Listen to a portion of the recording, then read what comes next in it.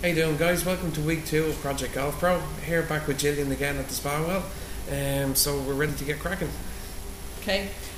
So Damien, I just want to ask you, how did you get on after your last golf lesson?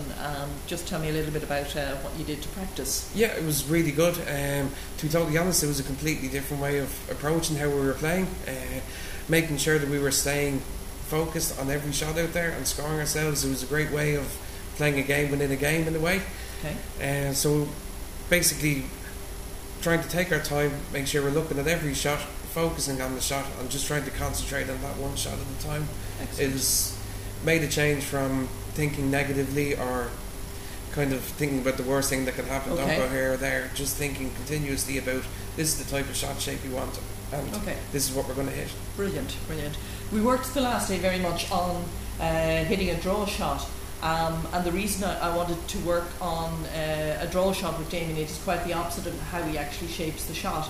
I suppose a lot of my work involved in researching practice and practice methods, and I attribute this one to Richard A. Smith. He's a professor in UCLA, and he talks a little bit about the schema theory, whereas you really need to know the parameters of what you want and the parameters of what you don't want.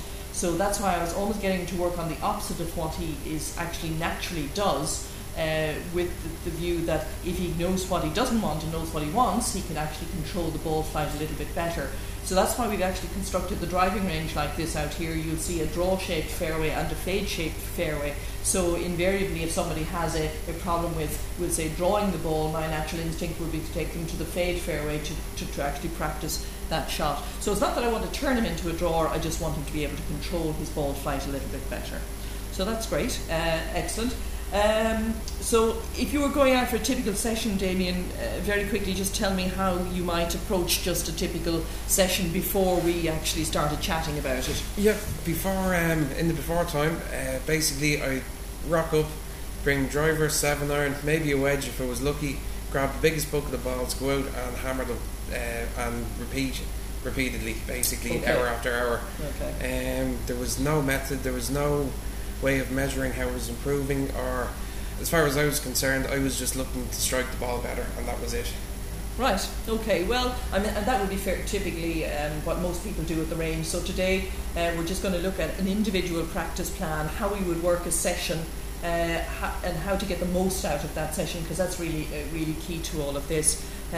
So we have I've put some practice tips up there on the board to work with Damien today and get that practice session sorted out, because it really is important that we have an effective practice session. If we're going to spend some time, we might as well use it wisely.